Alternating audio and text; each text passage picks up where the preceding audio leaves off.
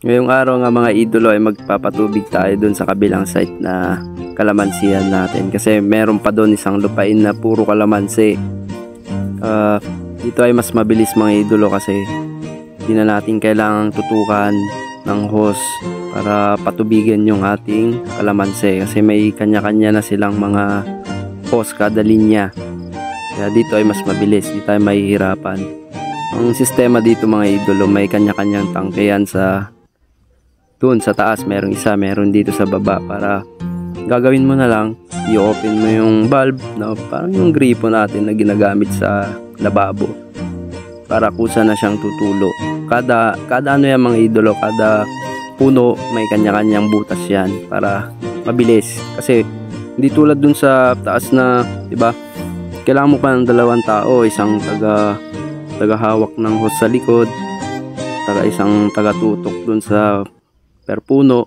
Dito ay hindi mga idolo, tignan nyo, kanya-kanyang hose siyang kada linya para mas mabilis. Hindi siya yung kailangan mo pang tutukan, di ba? Eto, may kanya-kanyang butas siya mga idolo, kaya hindi tayo mahirapan. Gagawin mo na lang dyan mga idolo, palakad-lakad, i-check mo lang yung mga hose kung may natulo. Pag yan, tulad niyan, pag nakita mong may natulo, edi sige, daanan mo lang, check mo lang kada puno kung meron, para pare-parehas yung dilig nila mga idolo. Kaya ang sarap magdilig dito mga idolo, walang kapagod-pagod.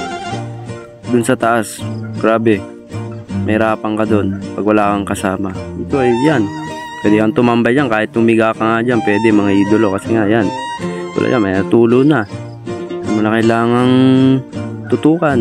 Yan, palakad-lakad ka lang, tignan mo lang yung mga hose. Chill lang dito mga idolo. Kahit umuwi ka pa, kahit tumiga ka pa doon, balikan mo after 30 minutes. Yan, tulad yan, i-open mo lang yung valve para may tumulo dyan. Walang kahirap-hirap mga idolo, kaya masarap dito magdilig. Pero pag doon sa taas tayo, naku po, pagod doon. Dito nga mga idolo ay magkasinrami din sila ng tanim. Siguro mga 500 din to na puno.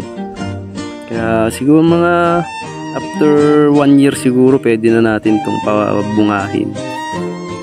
Itong water system pala niya mga idol ay pinagawa ng aking kapatid mga nakaraang buwan pa, para hindi ako mahirapan kasi nga ako lang mag-isa dito. Saka yun na din yung isa kong inuwi kasi wala nang mag-aasikaso dito sa aming mga kalamansihan.